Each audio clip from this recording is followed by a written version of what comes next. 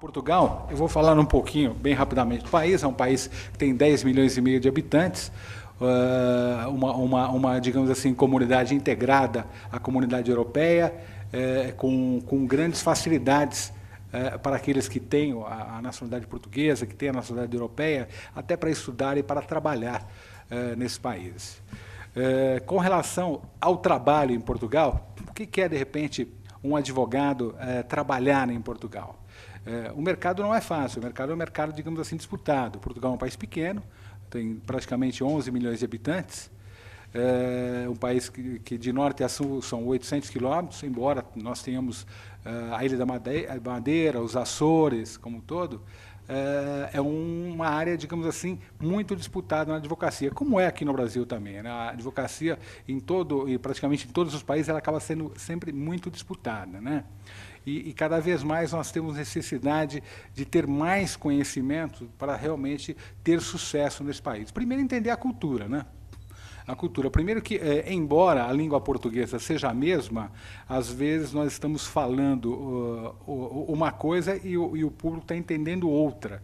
Ou seja, as palavras podem ser as mesmas, mas o entendimento acaba sendo diferenciado. Mesmo porque peticionar em Portugal, nós temos que ser muito cautelosos. E eu estou praticamente lá desde 98, e a gente, na medida em que as coisas vão acontecendo, a gente vai aprendendo um pouco, no seu dia a dia, como entender, como é peticionar, como é escrever. É diferente do que nós estamos habituados aqui. Quando eu comecei a advogar lá, eu tentei, digamos, imprimir o meu ritmo e a minha forma e meu estilo. E eu comecei a perceber que praticamente os juízes achavam estranho aquela forma e, às vezes, eles não me compreendiam. Eles não me compreendiam. A forma como eu escrevia, a forma como me posicionava. E eu tive que me render ao meu estilo, que eu uso aqui no Brasil, e adotar realmente o estilo que eles têm. Foi o caminho mais certo, né? Agora, a nível de trabalho, a gente encontra, digamos, um mercado, embora disputado, o mercado também é aberto. Tá? Eles nos recebem muito bem. Tá? Gostam muito da forma como nós falamos.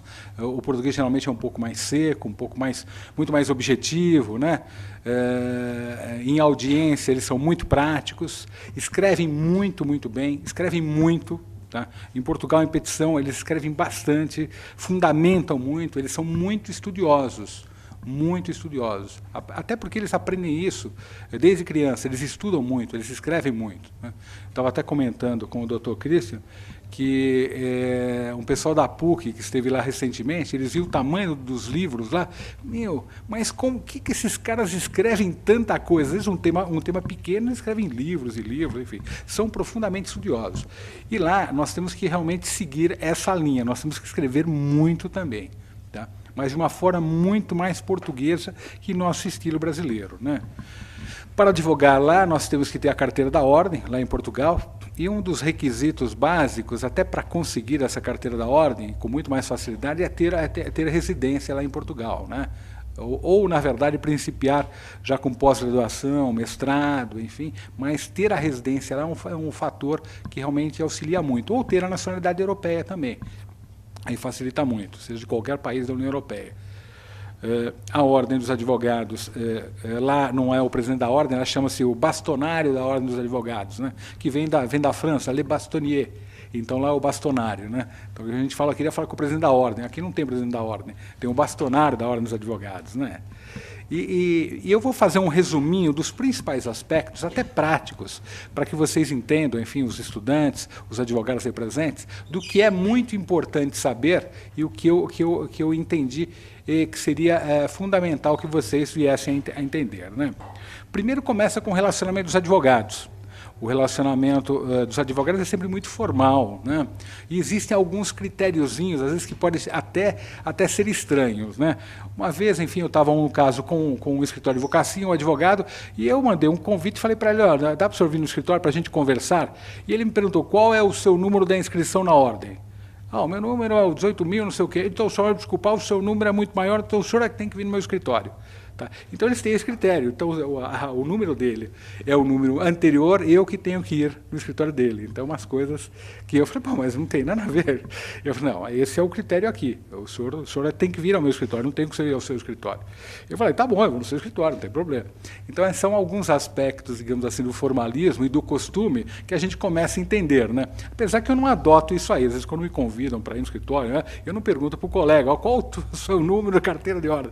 Porque senão você tem que vir aqui olhar. Eu não uso essa prática. Se me convidam, eu vou, independente disso. Mas é um pouquinho o nosso lado brasileiro, mais solto. Lógico, os advogados mais jovens também, hoje em dia, não seguem rigorosamente essa tendência, né? Em audiência, como é que funciona, de repente, uma audiência, né? Como é que a gente inicia um processo, né? No processo, numa petição inicial, o trabalho que dá é uma coisa fantástica. Primeiro começa, enfim, pela própria petição, como eu falei, tem que ser muito fundamentada. E tudo que você coloca, tudo que você alega, você tem que colocar a base legal daquilo lá. Você tem que colocar o artigo que fundamenta aquilo lá. Não adianta, nos termos, enfim, consagrados, nosso direito, papapá, isso é enrolação para eles. Cadê a base jurídica? Então, você tem que ter uma base jurídica para estar mencionando. Se não colocar a base jurídica, o que vai acontecer... Tá? Ele pode mandar emendar a petição, que é o de menos, mas aí ele te manda uma multa. Tá? Ele manda uma multa, tá? Em função dessa irregularidade formal na tua petição. Tá? E as multas não são baratas, esse é o problema. Então, você tem que ter muita cautela, senão você não vai sobreviver para pagar multa. Tá? Então, as petições, existe esse rigorismo, né? E as petições acabam sendo, digamos assim, muito volumosas. Questão de documentação, como é que faz? De repente, a gente junta todos aqueles documentos, existe uma facilidade que o próprio advogado lá ele pode autenticar o documento. Ele autentica, ele tem um carimbo lá, já é até meio formal, um carimbo específico, ele assina, tá? E ele declara que aqueles documentos conferem com o original, não tem problema, pode juntar xerox, não tem problema, estaria rigorosamente autenticado, o juiz não, a não ser que a outra parte queira impugnar por algum motivo, mas a regra básica funciona dessa forma, né?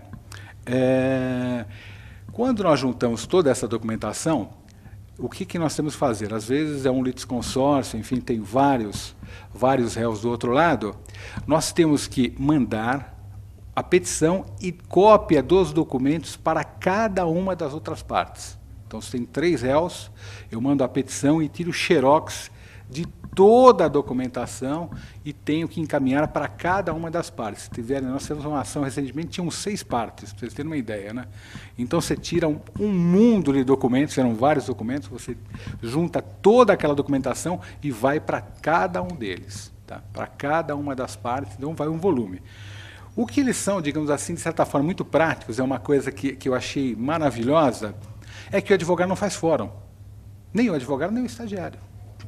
É impressionante.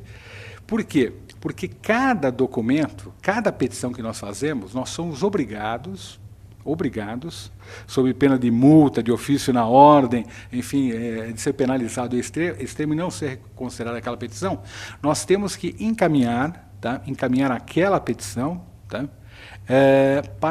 Para o advogado, com todos os documentos. Tá? Faço uma petiçãozinha, coloco pelo correio, mando por fax, está informando, tá? Que, ao advogado a petição que foi juntada, tá? E ele, da mesma forma, o adverso também tem essa mesma obrigação. Ele nos encaminha também da mesma forma a petição que ele juntou. Tudo que se faz, nós mandamos para o adverso. Tudo. E depois nós temos que comprovar. Meritíssimo juiz vem informar que o advogado adverso foi informado já da petição e junto o comprovante, ou de correio ou fax, que ele tem ciência disso aí. Então, com isso, eu não tenho necessidade de ir ao fórum ver o processo, e nem o estagiário. Por quê? Porque eu tenho todas as peças, eu tenho tudo. Eu lembro que até uma oportunidade, como, enfim, a gente é marinheiro de primeira viagem, não conhece, tinha um processo, eu queria ver o processo. E aí eu cheguei no cartão, eu queria ver o processo. E aí ele falou, mas por que o senhor quer ver o processo? E eu falei, não, eu queria ver o processo para ver, enfim, se tem alguma coisa a mais. Não tem nenhuma coisa a mais. O senhor tem tudo e o outro advogado tem tudo. Mas eu poderia ver esse processo? Ah, então o senhor tem que fazer uma petiçãozinha para o juiz esclarecer por que o senhor quer ver esse processo. Entende? Então, porque eles não estavam entendendo por que eu queria, e aí, enfim, eu realmente vim aprender que eu não tinha necessidade nem de ir ao fórum, né? A não ser para fazer as audiências, né? Porque realmente eu tenho tudo. Então, essa correria, essa loucura que a gente tem em cartório, você vê o processo, a guia, nada disso existe lá. Então, os tribunais, de certa forma, você vai, eles estão praticamente vazios, só estão para as audiências. O pessoal de cartório também só faz o trabalho cartorário.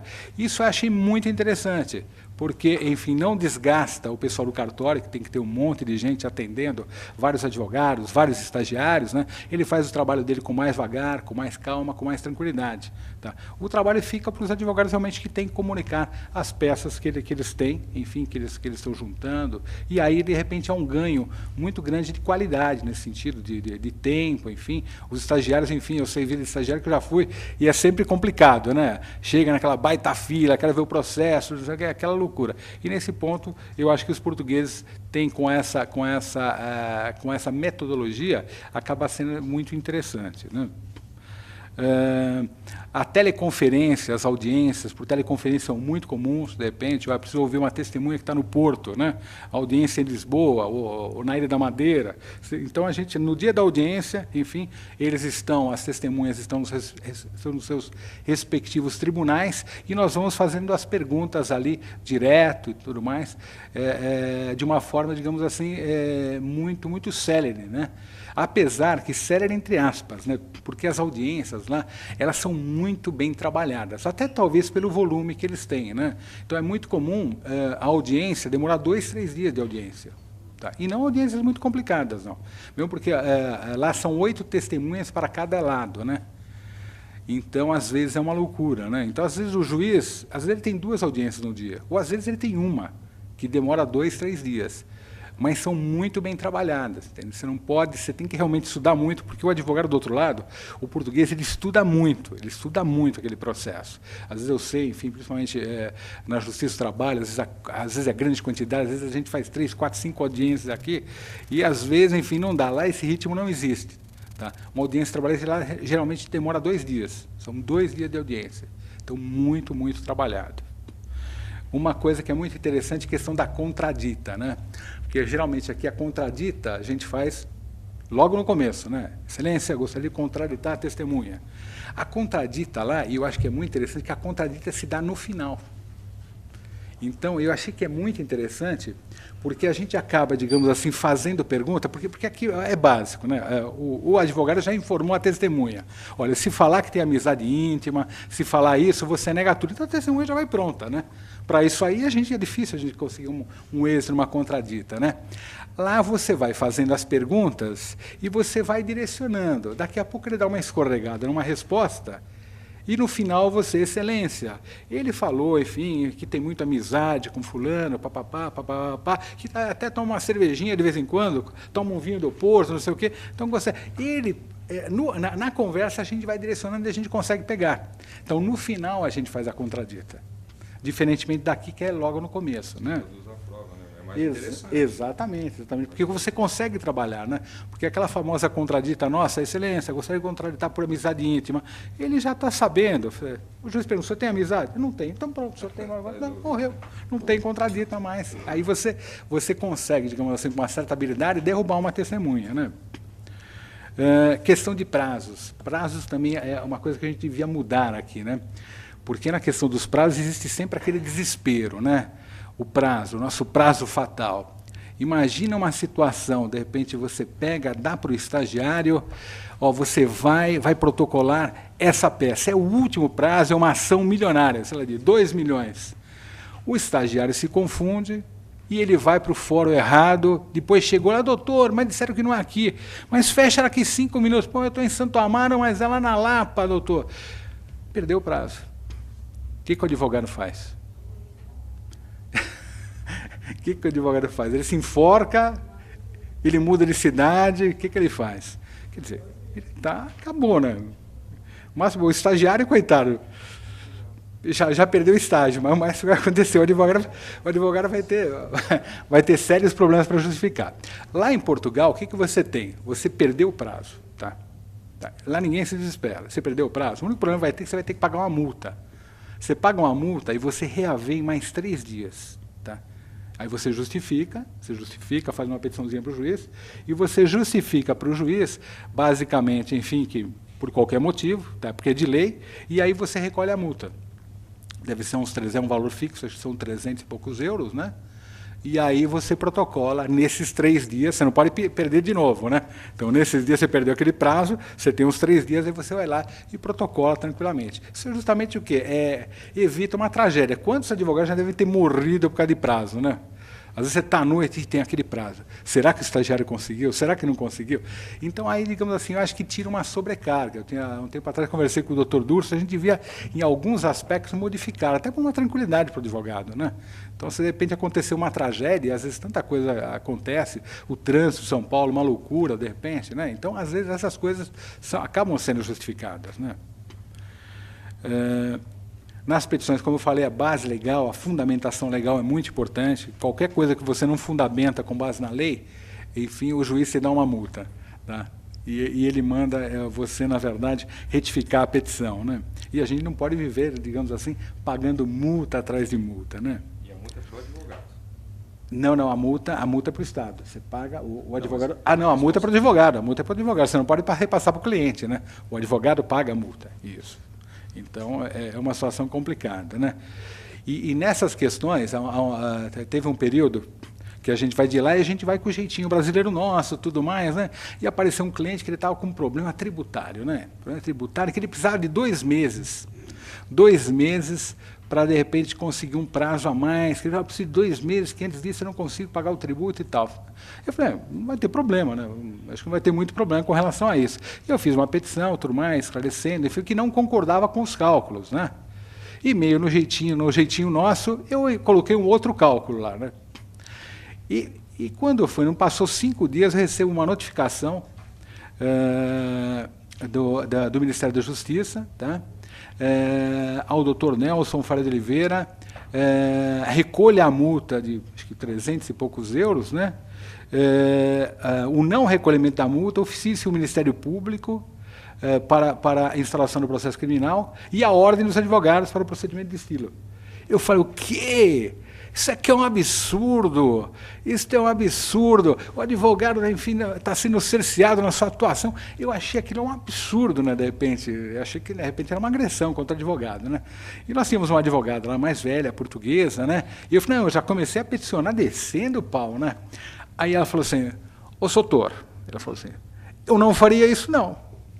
Mas por que o senhor não faria isso? Pô, de repente, o senhor está errado, as suas contas estão erradas. Eu falei, não, mas enfim, não é que está errado. Eu acho que, de repente, é uma forma da minha metodologia de cálculos, enfim, não concordo com os cálculos dele e tudo mais, esse tipo de situação. E eu falei, olha, eu não faria isso aí. Enfim, aí eu fui para casa, enfim, dizem que quando a gente vai para casa, enfim, à noite, dizem que a gente fala com Deus, né? E aí, no outro dia de manhã, eu falei, mas sabe que a doutora está certa? Eu estou errado, eu estou querendo, né? Aí, quando eu voltei lá, eu falei, olha, vamos pagar a multa e está resolvido esse problema. Eu falei, eu acho bem, porque até que o juiz ele foi, digamos assim, foi muito bom consigo, porque ele podia, independente, ele podia multá-lo até 5.000 euros ou mais, e ele não precisava nem, além da multa, ele podia oficiar a ordem e o Ministério Público diretamente para isso aí. Eu falei, ô louco, então vamos pagar a multa. Vamos pagar a multa e a gente para por aí. Então a gente vai vendo que o procedimento, digamos, deles é muito mais prático, muito mais sério. Então, de repente, na processualista, eles não admitem muito esse jeitinho e essa enrolação, né? Digamos assim, de querer ganhar tempo e tudo mais. Então, a gente acaba, digamos, se complicando se a gente for nessa linha. E a gente começa a ter um outro estilo, uma outra forma de advogar, né? Que é positivo para nós. Né? Uma outra coisa que é muito interessante, aqui quando a gente entra com processo crime, talvez aí um atropelamento, por exemplo. Né? Então, a gente vai com aquele processo crime, com atropelamento, processando o infrator, toda aquela situação, e depois que ele é condenado, depois a gente vai e entra com outro processo, um processo civil, enfim, para executar, enfim, os danos morais, materiais. Lá é muito prático. Lá você entra com a representação, com a queixa-crime, propriamente dita, e no mesmo processo crime você já pede a indenização. Quando o juiz condenar, ele já condena no crime crime já condena na indenização civil. Tá? Então, é uma coisa muito prática, né, para nós. Né? Então, é uma economia processual imensa, porque o mesmo juiz que está julgando o crime, ele já vai julgar o teu pedido de indenização civil. Isso acaba sendo positivo, que você ganha tempo e tudo mais. Em custas, é só uma custa. Então, acaba sendo interessante. Né? Mas não é dividido, então, por área? Não é dividido, não é dividido. Civil e criminal. Para esse tipo de coisa, o juiz criminal ele tem competência para isso aí. E eu acho que se ganha muito tempo com isso aí. Então, a gente vê que, a nível da legislação portuguesa, e eles, na verdade, também assimilaram muita coisa da União Europeia, é muito importante que, de repente, nós estivéssemos adotando muitas coisas que eles têm lá, que funciona bem, que pudesse utilizar aqui. Né?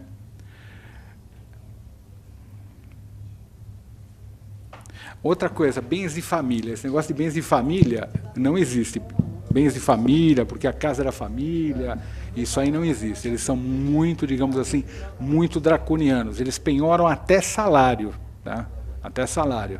Eu até numa oportunidade, o porteiro lá do prédio, ele estava assim, um senhor muito simpático, mas aquele dia estava muito baixo astral, e eu falei assim, senhor Pereira, o senhor está meio triste hoje? Ih, rapaz, eu fui fiador aí, recebi uma intimação do tribunal, vão me penhorar 80% do salário. Ô, louco! E eu não consigo viver com 80%. Eu falei, não, deixa aí que vamos ver o que a gente consegue. Né? Aí fui lá, o tribunal era pertinho, aí fui lá e queria despachar com o juiz, né? Que é raro eles permitirem despachar com o juiz, né? Eles acham até estranho, né? Mas, enfim, o juiz, eu falei com a moça autorizou, né? Falou com a petição para despachar, né?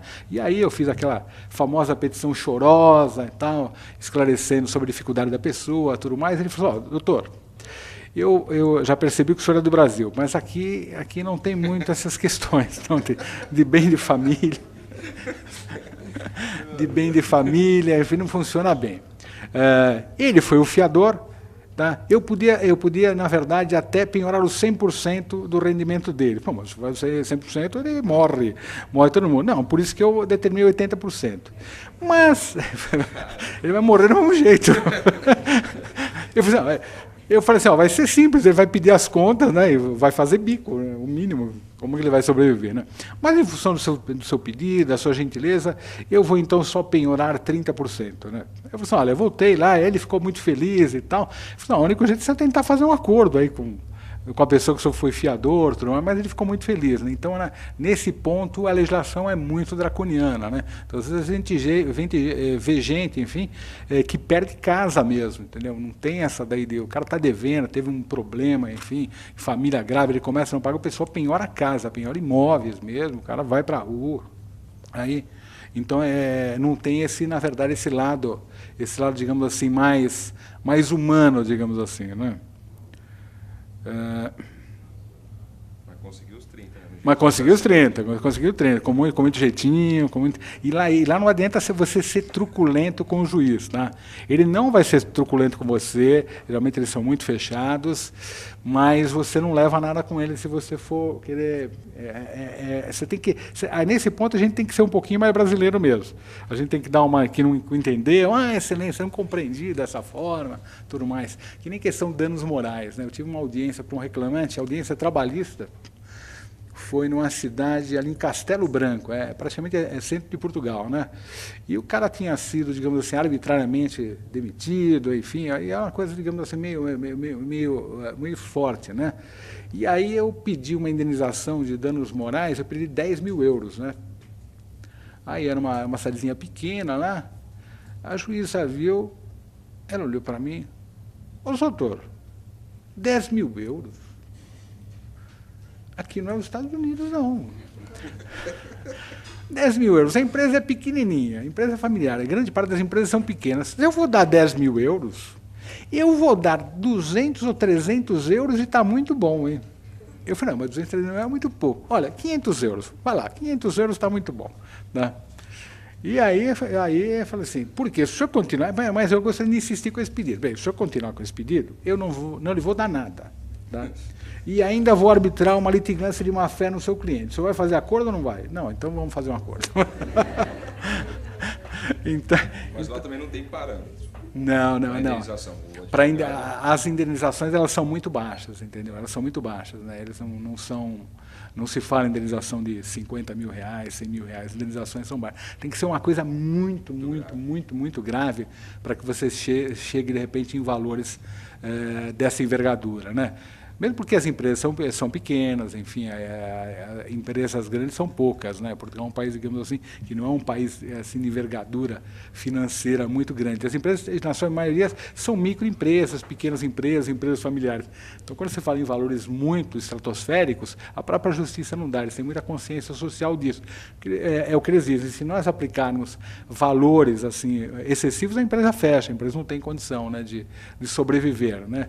Então, o que eles querem é o quê? É garantir a sobrevivência da empresa e garantir os postos de trabalho, né?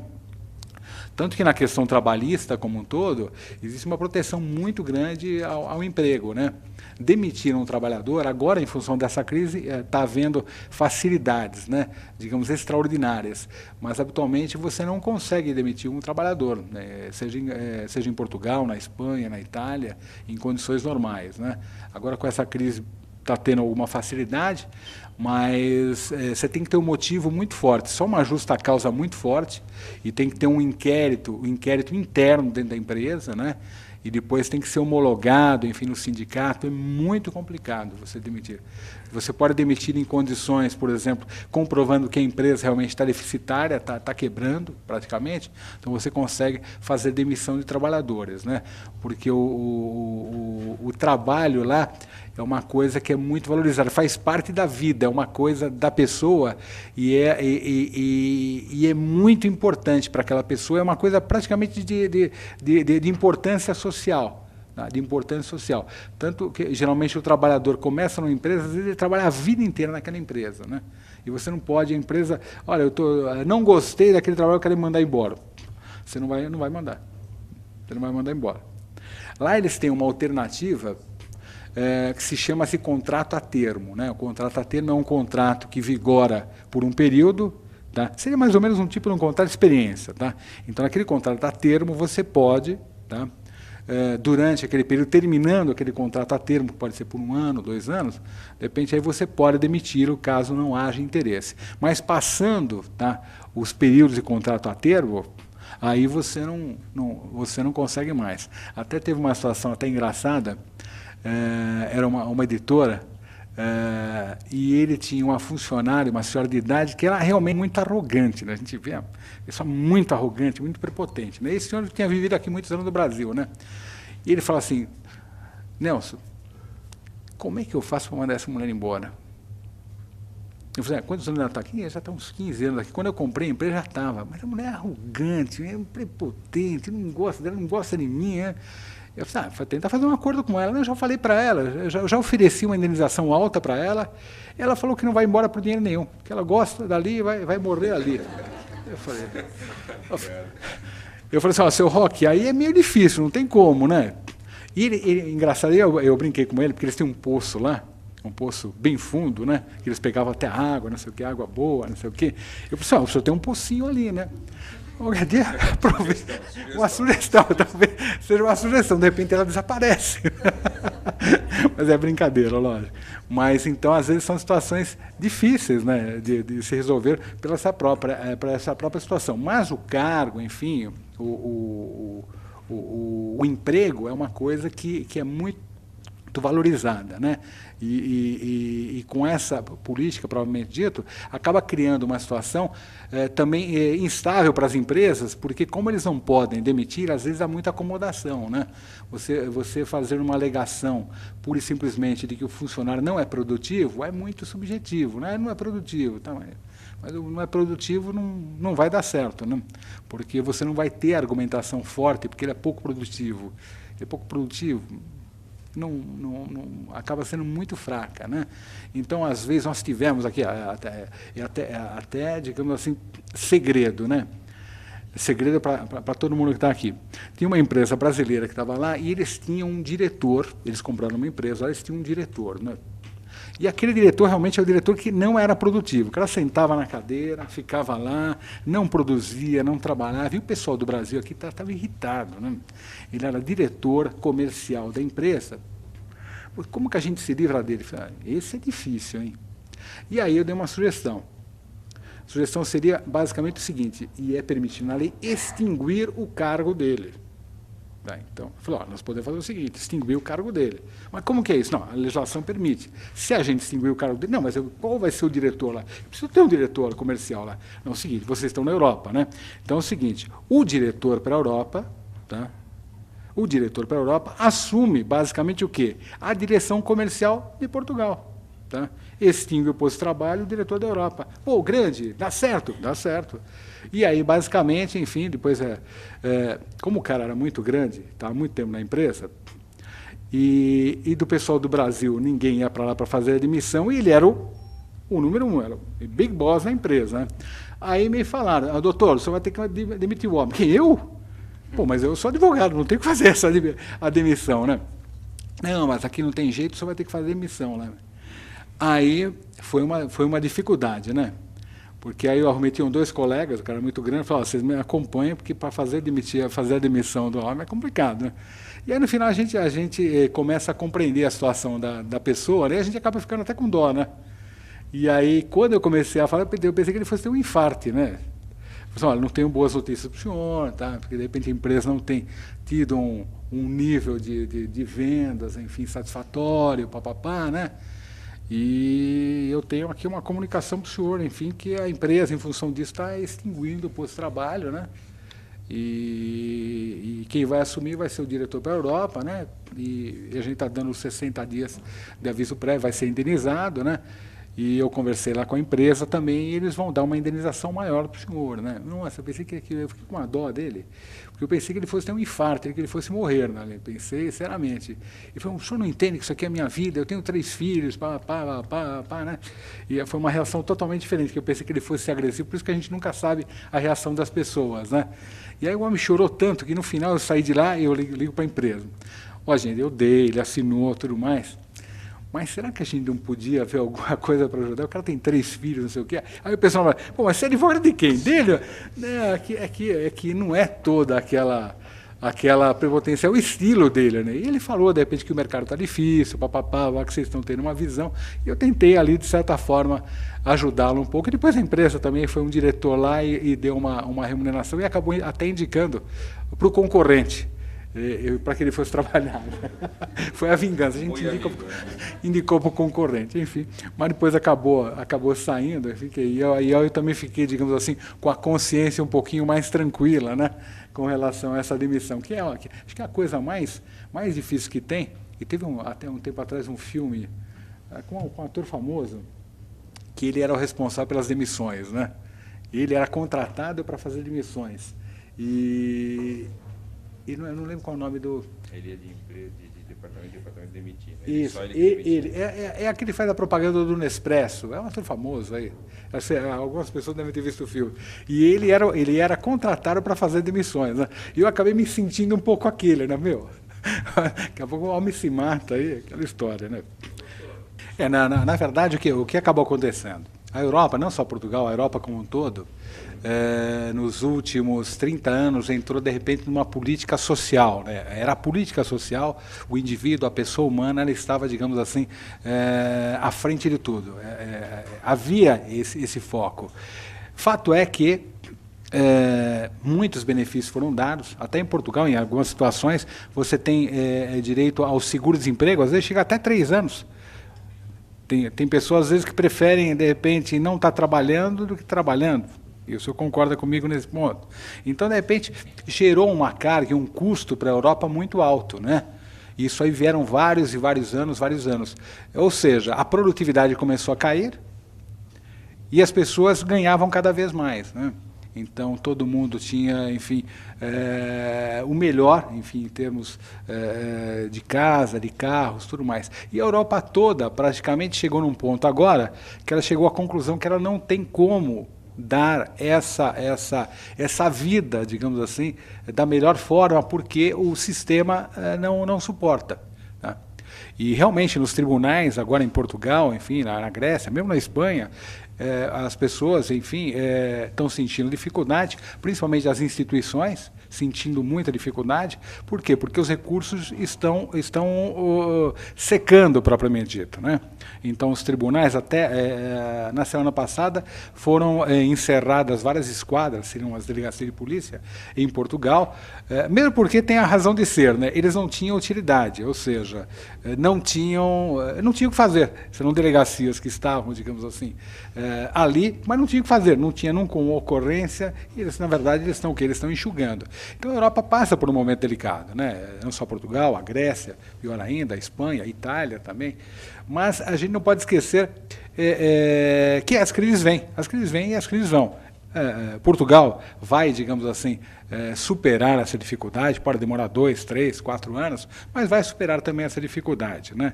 Nós aqui no Brasil também tivemos também as nossas crises passadas, o cruzado, o real, enfim, a moçada que está aqui com certeza não passou essa fase do cruzado, né? Inflação amanhã é 0, enfim, o doutor acho que lembra disso aí, o Sarney, no dia 28 de fevereiro, aparecendo em rede nacional, está instituído o plano zero, não vai mais haver inflação, inflação zero. Quer dizer, é um negócio por decreto, coisas, enfim, totalmente surrealistas. Economia por decreto. Isso, mudando a economia por decreto. Mas, de repente, o Brasil superou isso, aprendeu muito com isso, né?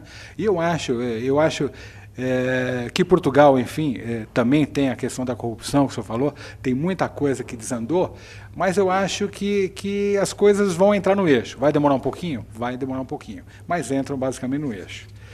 A advocacia, digamos, passa por uma dificuldade também, como passa aqui, né? A advocacia aqui também está passando certa dificuldade. Mas eu acho que o grande caminho aí entra na questão da língua portuguesa a felicidade do mundo da língua portuguesa está justamente na própria língua portuguesa, né? Já dizia a Fernando Pessoa, enfim, que a nossa língua é a nossa pátria, né? E eu acho que irmanados, os portugueses, os brasileiros, os angolanos, os moçambicanos, enfim, os demais, eu acho que nessa junção de negócios, de oportunidades, e o Brasil é o grande líder disso, né? É o grande líder que vai despertar, enfim, para esse mundo de língua portuguesa, que o mundo não para, né? As crises sempre existiram e a gente vai superar isso aí. O senhor eu compreendo, na verdade, o senhor tem com certeza acompanhado muito a situação lá em Portugal, mas uma coisa que eu noto é que ainda as instituições estão sofrendo, mas ainda os portugueses ainda continuam vivendo muito bem. Pode ser que daqui a um ano não, mas ainda eles continuam, digamos, vivendo com um padrão muito interessante. Pode ser que daqui a um ano não, talvez até pelos apertos, talvez eles ainda não sentiram. Mas eles ainda continuam tendo, digamos assim, um padrão de vida muito, muito bom, como a Europa como um todo. Mas voltando aqui na questão própria da advocacia, eu não sei, tem jovens querendo fazer pós-graduação, mestrado lá fora aqui. Eu digo jovens porque todos somos jovens, né? Tá. Você, tá. Eu acho que é uma experiência muito, muito boa, hein? É uma experiência que devem aproveitar as faculdades portuguesas, a Clássica de Lisboa, a Nova de Lisboa, a Católica. Eles têm, digamos assim, possibilidades muito interessantes e diferenciais até de custo para os brasileiros que vão estudar lá, que vão, enfim, fazer pós, mestrado. Uma dica que eu dou é sempre o seguinte: invistam em línguas. Em línguas é fundamental. Lá em Portugal você encontra os jovens inglês, todo mundo sabe, enfim, francês também é muito comum, espanhol, todos sabem também. Então, na questão de línguas, eu sempre costumo dizer que aqui no Brasil a gente acabou sempre não negligenciando a muita questão de línguas, né? A gente acabou nunca pegando, até porque a gente acaba não utilizando muito, e lá eles utilizam bastante, né? Mas procurem o quê? Procurem estudar bastante línguas, é muito importante. Quem sabe línguas tem sempre a porta aberta em qualquer um dos lugares da Europa, onde que for, né? E aqui mais até do que lá. Enfim, a pessoa que sabe o inglês, um francês, um espanhol, tem muito essa possibilidade. Estudem, façam muitos cursos, façam pós-graduação, mestrado, levem a carreira do direito a sério, aproveitem, porque o direito abre muitas portas, seja aqui no Brasil, seja em Portugal, seja em qualquer outro lugar. Mas procurem se destacar, tá? Na faculdade, tá? É muito importante, até uma dica mais pessoal, né? Com os professores, fazer, enfim, monitoria com professores, sigam a carreira, levem isso bem a sério. Às vezes a gente vê, às vezes, jovens aí, que hoje, enfim, digo são jovens, mas jovens aí com 50, 60 anos, e falam, pô, de repente eu podia ter levado mais a sério, eu podia, de repente, ter aproveitado mais a própria universidade. Vocês estão na universidade, aproveitem a universidade, curtam a universidade e procurem o quê? Procurem levar a universidade junto com vocês. Tá? Quando eu digo junto com vocês, é na atividade do trabalho que vocês estão tendo, trabalhando e na universidade, fazendo uma vida universitária. Tá, dando aula na faculdade, estava falando até com um professor aqui, que dá aula na PUC de São Paulo também, que leva isso, aí vocês começam a fazer um nome, aproveitam sempre todas as oportunidades, porque levem isso como a vida de vocês. Tá? Eu, na verdade, quando me formei, eu levei a coisa muito a sério, porque eu falei, bem, se eu vou viver disso aqui, eu tenho que me dedicar ao máximo. Tá? Eu tenho que me dedicar muito. Minha família não era de família de juristas, nada, mas eu incorporei aquilo como que realmente eu vou levar, essa vai ser a minha vida. Então eu tenho que realmente aproveitar e aproveitar tudo. Estudem bastante, eu acho que esse é o objetivo. E eu acho que Portugal, em termos de estudo, é muito importante para vocês, eles nos recebem muito bem. Se quiserem, eu vou deixar um contato meu. Quando estiver em Portugal, precisar de alguma formação, alguma coisa, vou até deixar o meu e-mail pessoal de Portugal, que é Faria de Oliveira, se vocês quiserem anotar, Faria de Oliveira, @netcabo.pt. PT não é do Partido dos Trabalhadores, é Faria de Oliveira, tudo junto, minúsculo, né? @netcabo.pt. N-E-T, netcabo, tudo junto, netcabo.pt. Um tempo atrás eu estava em Salvador e deu o e-mail lá, é do PT? É do Partido dos Trabalhadores? Não é. Eu não sabia que ele tinha, não, era de Portugal. Ele achou que era do Partido dos Trabalhadores. Eu procurei, de certa forma, conjugar aspectos, digamos, práticos, da praticidade, na verdade, do direito, e o que é importante, num primeiro momento, vocês saberem. É aquilo que eu falei, os portugueses nos recebem muito bem, é um povo, digamos assim, muito amável, o vinho é muito bom, estávamos conversando, o bacalhau também é muito bom, né? E de Portugal vocês têm um mundo ali, né? Eu acho que é bem por aí.